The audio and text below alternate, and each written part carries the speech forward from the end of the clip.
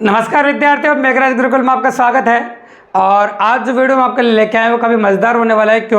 क्योंकि रीजनिंग का ये नॉन वर्बल रीजनिंग का मैट्रिक्स का टॉपिक है, जो इसमें अपन कह सकते हैं आपके सामने जितनी भी पॉसिबिलिटीज एग्जाम के अंदर बनती है, मैक्सिमम पॉसिबिलिटीज बनती है। और कितने भी यूँ हम कह सकते हैं अगर 1 करोड़ क्वेश्चन भी अपन बना दे तो 1 करोड़ 1वां क्वेश्चन भी एग्जाम में आ सकता है। लेकिन इनका करने का भी शानदार तरीका होता है दोस्तों। अगर ये तरीका आप सीख लेते हैं तो मैट्रिक्स से रिलेटेड कोई भी क्वेश्चन अगर एग्जाम में आता है तो आपको गलत बिल्कुल भी नहीं होगा और काफ़ी ईजिली आप कर पाएंगे। चाहे मैट्रिक्स का कोई भी क्वेश्चन आ जाए एग्जाम में, कैसे भी आ जाए, वो बिल्कुल भी आपका गलत नहीं होगा, काफ़ी ईजिली आप कर पाएंगे। तो अपन बात करेंगे आपके सामने रीजनिंग में, नॉन वर्बल रीजनिंग में मैट्रिक्स टॉपिक की। और मैट्रिक्स के अंदर हिडन नंबर है, छुपी हुई संख्याएं किस प्रकार से भरेंगे या लुप्त संख्या किस प्रकार भरेंगे, उनके बारे में डिटेल में चर्चा अपन करने वाले हैं। तो चलो शुरू करते हैं। काफ़ी ज़्यादा एग्जांपल्स के बारे में कंसल्ट करने वाले हैं और इस वीडियो में टोटल अपन 8 एग्जाम्पल समझने वाले हैं, अलग अलग तरीके के, जो भारत के टॉप मोस्ट एग्जाम में आए हुए भी है, कुछ अपने क्वेश्चन भी है। और इनके जरिए अगर आप समझोगे अच्छे से और कुछ इंपॉर्टेंट बातें मेरी ध्यान में रखोगे तो मेरी गारंटी है मैट्रिक्स से रिलेटेड कोई भी क्वेश्चन एग्जाम में आपका गलत नहीं होगा। चलो वीडियो को शुरू करते हैं अपन और एक एक करके क्वेश्चनों को क्लियर करते हैं और आपके डाउट भी मन में से क्लियर करते हैं। तो सबसे पहले जब भी कभी मैट्रिक्स का क्वेश्चन आए आपको, तो आपका पहली इंपॉर्टेंट बात याद रखें, 99% क्वेश्चनों में ये बात लगती है कि इससे आपका क्वेश्चन करने का जो काम है वो 50% हो जाता है, मतलब आधा हो जाता है। 99% क्वेश्चनों में लगती है, 1% क्वेश्चन को छोड़कर। तो सबसे पहले करना क्या है, आपका काम को आधा करना है। आपको आधा कैसे? सबसे पहले आप देखेंगे पहली पंक्ति और पहला स्तंभ। सबसे पहले आप देखेंगे पहली पंक्ति और पहला स्तंभ। पहली पंक्ति और पहला स्तंभ देखेंगे और ये देखेंगे बड़ी संख्या कौन सी। तो जब आप देखेंगे पहली पंक्ति और पहला स्तंभ तो आप पहला क्वेश्चन देखेंगे, पहली पंक्ति ये है और ये पहला स्तंभ है। तो पहली पंक्ति पहले स्तंभ में बड़ी संख्या को अंडरलाइन करेंगे अपन इस प्रकार से। आराम से देखो, कोई जल्दबाजी नहीं। पहली पंक्ति और पहले स्तंभ में बड़ी संख्या को आप अंडरलाइन कर दीजिए। तो मैंने बड़ी संख्या को अंडरलाइन कर दिया आपके सामने। अब एक फायदा ये हो गया कि ये जो बड़ी संख्या है ये कॉलम में है, मतलब स्तंभ में है, तो आपको ऐसे पंक्तियाँ चेक करने की जरूरत नहीं पड़ी। मतलब 50% काम हो गया आपका। मतलब चेक करना ही में समय लगता है एग्जाम के अंदर और काफ़ी ज़्यादा अप्रोच नहीं बन पाती, टाइम ज़्यादा लग जाता है और बच्चे नहीं कर पाते। एंड में रिजल्ट ये होता है कि इतनी मेहनत करने के बाद, इतना टाइम लगने के बाद क्वेश्चन हल नहीं हुआ है ना। इसलिए कुछ इंपॉर्टेंट बातें जो आपको ध्यान रखनी पड़ेगी। तो अपने ये कह रहे पहली पंक्ति पहला स्तंभ देखने के बाद बड़ी संख्या 60 आ गई। अतः आपको इधर पंक्ति में चेक करने की जरूरत नहीं, सिर्फ कॉलम में चेक करना है। अब कॉलम में 5 चीज़ें आपको लगानी इंपॉर्टेंट, और 5 चीज़ें अगर आप अच्छे से लगा के देखते हैं तो क्वेश्चन आराम से हो जाता है आपको। 5 चीज़ें कौन सी? पहले आप जोड़ सोचेंगे, फिर आप घटाव सोचेंगे, फिर गुणा सोचेंगे आप, फिर वर्ग संख्या सोचेंगे आप, और फिर सोचेंगे आप घन संख्या है। अगर इस प्रकार से सबके बारे में आप सोचते हैं तो क्वेश्चन आराम से हो जाएगा आपको। देखिए, तो सबसे पहले अपन सोचेंगे, किसी ने कहा सर एक काम करो इसमें जोड़ लगा लो। हम सिखाने के हिसाब से बात कर रहे हैं, क्वेश्चन के आसान या टफ से बात नहीं कर रहे हैं कि किस प्रकार से अपन सीखेंगे उसके बारे में बात कर रहे हैं, क्योंकि हम इनको सीखने की कोशिश कर रहे हैं, सीख रहे हैं। तो एक एक बात को अच्छे से प्रोसेस से सुनिएगा। और आज तक आपने ऐसा वीडियो नहीं देखा होगा, एक एक बात कंडक्टेड रहेगी, कंप्लीट रहेगा। आज बाद मैट्रिक्स से रिलेटेड कोई भी शिकायत आपको नहीं रहेगी कभी भी। ऐसे पढ़ रहे होंगे आप जैसे ऑफलाइन क्लास में पढ़ रहे होंगे। एंड तक देखिए वीडियो को, कभी मजा आने वाला है। और एंड में आपको ऐसी बात पता लगेगी इसके माध्यम से समझ लेना, आप मैट्रिक्स से कोई भी क्वेश्चन आ जाए कभी गलत होना ही नहीं आपको। चलो सुनिएगा आप। तो मैं ये कह रहा हूँ आपके सामने इस प्रकार से पहली पंक्ति और पहले स्तंभ में बड़ी संख्या 60 है। तो सबसे पहले बच्चे ने कहा कि जोड़ के देखते हैं कि 4 3 7 और 5 कितना होगा? 12। अब 12 से किसी ने कहा 60 से पहुंचा जा सकता है, बिल्कुल पहुंचा जा सकता है। किसी ने कहा सर 12 को 5 से गुणा कर दो 60 आ जाएगा, है ना। तो चलो ठीक है, तो ऐसे कर ले। लेकिन इनको जोड़ने के बाद भी 60 आना चाहिए, 90 आना चाहिए, फिर 5 से गुणा करने के बाद, है ना। देखो करके देखते हैं। 9 2 11, 11 और 5 कितना? 16। अब 16 को अपन किससे गुणा किया था? वहाँ 5 से गुणा किया था। यहाँ भी 16 पंजे से, हाँ ना, 5 से गुणा करना पड़ेगा आपको ना। तो 5 से गुणा करोगे तो 90 नहीं आ रहा। इस प्रकार से जोड़ कर लिया आपने, घटाव से तो बड़ी संख्या आती नहीं है। और तीसरा जो तरीका आपका बचता है वो गुणा बचता है। तो चलो गुणा करके लिख लेते हैं, बिल्कुल सिंपल सी बात है। फिर अपन गुणा कर रहे हैं, जैसे देखा 4 3 12, 12 पंजे 60, गुणा से 60 आ रहा है। चलो आगे भी चेक कर लेते हैं, अगर ऐसा आगे हो रहा होगा तो हम कह देंगे तरीका डन है, नहीं तो कोई और सोचेंगे। इस प्रकार से आपको सोचना पड़ेगा। 9 दूनी 18, 18 पंजे 90, बिल्कुल सही जा रहे हैं। 8 पंजे 40, 40 चौक 160, बिल्कुल सही है। अब यहाँ भी कर सकते हैं अपन 9 पंजे 45, 45 दूनी कितना हो जाएगा आपका? 90। तो इस प्रश्न का आंसर हो गया आपका 90। बिल्कुल सिंपली कर दिया और काफ़ी इजीली कर दिया, मतलब ये क्वेश्चन आपका गुणा सल हो गया। ठीक है, अब ऐसे बहुत सारे क्वेश्चन अपन करेंगे ताकि आपके दिमाग में काफ़ी अच्छे से क्लियर हो जाए। फिर क्वेश्चन नंबर 2 देखिए। अब क्वेश्चन नंबर 2 में देखो, वापस पहली पंक्ति पहला स्तंभ, एक ही बात अपन टोटल 8 बार रिपीट करेंगे, दिमाग में बहुत बड़ा क्लियर हो जाएगी। तो पहली पंक्ति और पहला स्तंभ में बड़ी संख्या 81 आपको। लेकिन 81 जैसे देखते हैं आपको मन में एक सवाल उत्पन्न हो गया होगा, कैसे 81 जो होता है ये 9 का स्क्वायर होता है, और ये जो 225 है 15 का स्क्वायर होता है। तो ये वर्ग संख्या है दोनों, तो यहाँ आएगी वो भी एक वर्ग संख्या आएगी, ये कंफर्म हो गया क्योंकि दोनों वर्ग संख्याएं हैं, तो यहाँ आएगी वो भी वर्ग संख्या आएगी। अब आपको कुछ भी करके इन दोनों में कुछ भी करना है और 9 लाना है, यूँ समझ लो। तो वैसे ही दिख रहा है 5 और 4 9 होता है, 9 का स्क्वायर हो गया। 7 और 5 15 होता है, 15 का स्क्वायर हो गया। और 17 और 8 कितना हो गया आपका, 17 और 8 कितना होगा 25, तो ये हो जाएगा वो 25 का स्क्वायर। और 25 का स्क्वायर कितना होता है आपका, बताइए 625। 25 का स्क्वायर हो जाएगा आपका 625। कोई दिक्कत नहीं, बिल्कुल नॉर्मली इस प्रकार से अपन कर सकते हैं आपके सामने, ठीक है। अप्रोच वेरिएंट है। अब आते हैं अपन क्वेश्चन नंबर 3 पे। तो चलो क्वेश्चन नंबर 3 क्या कह रहा है वो भी सुन लो। सबसे पहले अपन देखें पहली पंक्ति और पहला स्तंभ। तो पहली पंक्ति और पहले स्तंभ में बड़ी संख्या कौन सी, वही तरीका 216। अब आपको इन दोनों संख्या में कुछ भी करके 216 लाना है, इन दोनों संख्या में कुछ करके 27 लाना है, इन दोनों से अपना आप आ जाएगा।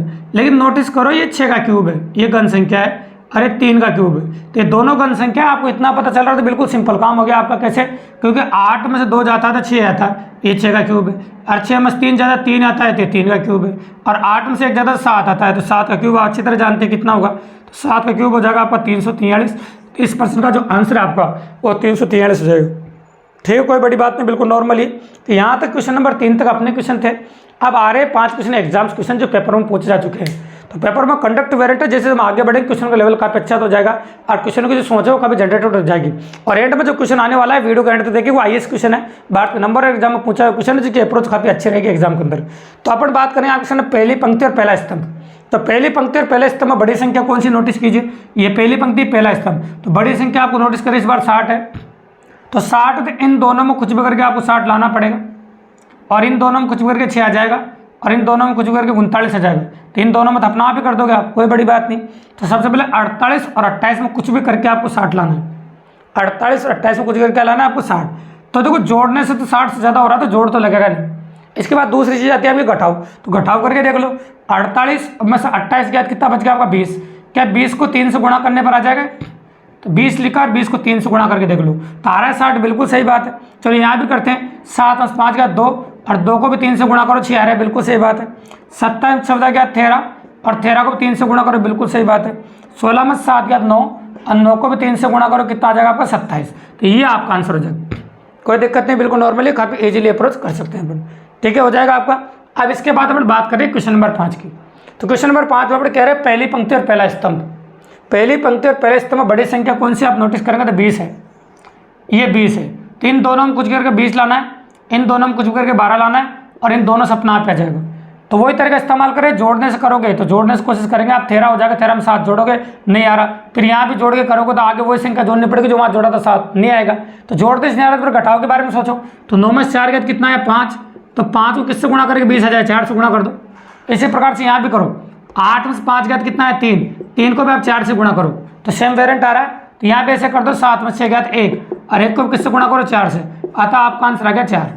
तो इस प्रश्न का आंसर हो गया आपका 4, बिल्कुल सिंपली कर दिया और काफी इजीली अप्रोच अपन ने कर दिया और आसानी से हो गया आपको, ठीक है। अब आ जाते हैं अपन क्वेश्चन नंबर 6 पे। ये भी काफी मजेदार क्वेश्चन और काफी अच्छे एग्जाम आया हुआ क्वेश्चन है। वापस देखो पहली पंक्ति पहला स्तंभ। तो पहली पंक्ति पहला स्तंभ वापस देखा, और संख्या कौन सी बड़ी होगी आपकी 13। तो पहली पंक्ति पहले स्तंभ बड़ी संख्या आपकी 13 हो गई। अब आपको इधर तो चेक करना ही नहीं, इन दोनों में चेक करना है बस। इन दोनों में क्या करेगी 13 आ जाए, इन दोनों में क्या करेगी 17 आ जाए, और इन दोनों में क्या करेगी आपका ये आ जाए। तो बच्चे जल्दबाजी में गलती क्या करेंगे, सर सिंपल सी बात है, गुणा कर दो 1 जोड़ दो, गुणा कर दो 2 जोड़ दो, और गुणा करके 3 जोड़ देना। गलत है, क्योंकि अपने सीरीज थोड़ी पढ़ रहे हैं भैया। जो इसके साथ हुआ है सेम टू सेम उसी के साथ होना चाहिए, और जो इसके साथ हुआ है सेम टू सेम इसी के साथ होना चाहिए।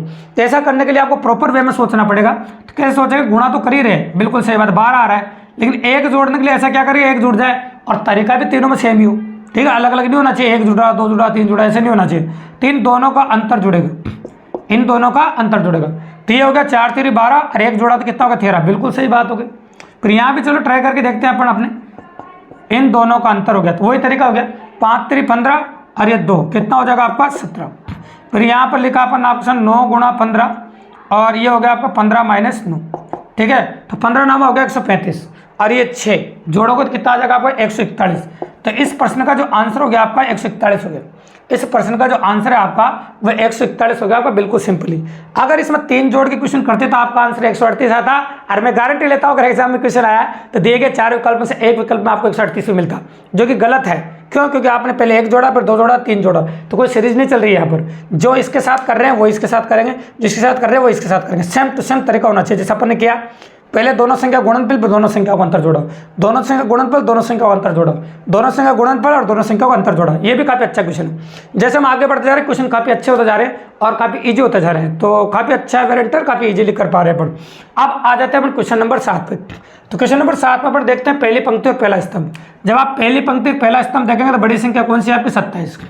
तो कुल मिला के इन दोनों में कुछ भी करके 27 लाना आपको, इन दोनों में कुछ भी करके 65 आ जाएगा और इन दोनों में कुछ भी करके अपना आप आ जाएगा। तो आप क्या कर सकते हैं, किसी ने कहा सर एक काम करो घटा दो, घटाने के बाद 3 आ जाएगा और 3 का क्यूब हो जाएगा, लेकिन यहाँ घटाओगे तो 5 आएगा, 5 क्यूब 65 थोड़ी होता है, तो घटाने से नहीं हो रहा है ना, गुणा करने से 27 नहीं आ रहा। ठीक है, तो घटाने से नहीं आ रहा, गुणा से नहीं आ रहा, जोड़ से नहीं आ रहा, तो चौथी चीज़ क्या होती है, वर्ग संख्या है। तो इनका वर्गांतर करके देखो फिर अब, तो इनका वर्गांतर करके देखते हैं 6 का स्क्वायर माइनस 3 का स्क्वायर, 6 का स्क्वायर माइनस 3 का स्क्वायर सही बात 27 आता है, मतलब वर्गांतर से आ रहा है क्योंकि 3 से तो आ ही नहीं रहा था। और 9 का स्क्वायर 81, 4 का स्क्वायर 16, घटाओगे तो 65 आ रहा है, बिल्कुल सही बात है। इसी प्रकार से यहाँ भी कर सकते हो 11 का स्क्वायर माइनस 7 का स्क्वायर, तो 11 का स्क्वायर 121 और 7 का स्क्वायर 49। अगर आप घटाएं तो आप कैसे 2, यहाँ 11 बच गया, कितना आ जाएगा 7, तो आपका आंसर आ जाएगा 72। आप इजीली कह सकते हैं कि आपका जो आंसर होगा वो 72 होगा। अब आते हैं सबसे लास्ट और सबसे इंपॉर्टेंट क्वेश्चन जिसका इंतजार आप सभी को था। ये वेरी वेरी इंपॉर्टेंट क्वेश्चन की सोच काफ़ी अच्छी है। अगर इसमें आप जोड़ लगाएंगे तभी विफल हो जाएंगे, आप घटाव लगाएंगे तब भी दिक्कत आएगी, गुणा लगाएंगे तब भी दिक्कत आएगी, वर्ग संख्या घन संख्या किसी से नहीं हो गई। नहीं तो कई बच्चों ये सोच ले सर इनका घटाव कर दो, 5 का स्क्वायर 25 हो जाएगा, यहाँ 2 का स्क्वायर 16 नहीं होता, गलत हो जाएगा भी। ठीक है, क्योंकि सब में सेम टू सेम होना चाहिए। तो फिर तो आपको सोच को भी बड़ी रखनी पड़ेगी, क्योंकि जो क्वेश्चन कहीं से भी नहीं होता ना, फिर गुणा के जोड़ तोड़ से हो जाता है बिल्कुल। तो सब लगाना पड़ेगा, कैसे लगाएं, गुणा जोड़ घट भाग सब लगाना पड़ेगा। कैसे, जैसे 11 को ऐसी संख्या से गुणा करो तो 25 के नज़दीक आ जाए, क्योंकि एक संख्या तो 25 है, इन दोनों में कुछ करके 25 लाना है, इन दोनों में कुछ भी करके 16 लाना है और इन दोनों में कुछ भी करके ये अपना आप आ जाएगा। तो 11 को ऐसी संख्या से गुणा करो जो 25 के आसपास आ जाए। तो 11 को अगर 3 से गुणा करो तो 25 से ज़्यादा निकल जाएगा, तो आपको 2 से गुणा करना पड़ेगा, 22 आ गया। अब 22 आ गया लेकिन 25 नहीं है, तो आपको इस संख्या को काम में भी लो और 3 जोड़ना है, तो इस संख्या का आधा कर दो, 3 जुड़ भी जाएगा और काम में भी आ जाएगा, 25 हो जाएगा। अब आगे अगर बात करें अपन तो 2 से गुणा कर दिया और इस संख्या का अपन आधा कर देते हैं, तो 6 दूनी 12, 12 और 4 कितना हो जाएगा आपका 16, फिर 5 से गुणा कर दिया 2 और ये 12 का आधा कर दिया अपन 10 और 10 और 6 कितना हो जाएगा आपका 16। ठीक है, कोई दिक्कत नहीं। इस प्रकार से तो आपका आंसर हो जाएगा 16। इस प्रकार से अपन इजीली अप्रोच कर सकते हैं। तो इस प्रकार से अगर कोई भी क्वेश्चन मैट्रिक्स का आप एग्जाम में आते हैं, चाहे किसी भी एग्जाम की तैयारी करें, बाहर का कोई भी एग्जाम हो जिसकी तैयारी आप कर रहे हैं, मैट्रिक्स से रिलेटेड कोई भी क्वेश्चन आ जाए तो काफी इजीली कर सकते हैं आप। फिर भी अगर कोई भी क्वेश्चन आपको कहीं भी ऐसा लगा मैट्रिक्स रिलेटेड जो आपको नहीं आया हो तो प्लीज़ कमेंट बॉक्स में कमेंट जरूर कीजिए, आपको हर संभव कोशिश से आपको हल मिलेगा उसका। और इजो फ्रेंड अगर आप चाहते हैं कि डाउट क्लास आपको हमारे यूट्यूब चैनल पर बन जाए, दोस्तों चैनल को सब्सक्राइब कर दीजिए, लाइक कर दीजिए, शेयर कर दीजिए, और कोई भी क्वेश्चन आप कहीं भी पूछेंगे तो हमारे चैनल पर automatic कमेंट बॉक्स में आपको जवाब मिलेगा। तो हम 100% डाउट क्लास भी आपके लेते रहेंगे इसी में। ठीक है, अगर वास्तव में वीडियो पसंद आए तो चैनल को सब्सक्राइब जरूर कर दीजिए, अपने दोस्तों को बताइए और बने रहे हमारे यूट्यूब चैनल पर। धन्यवाद।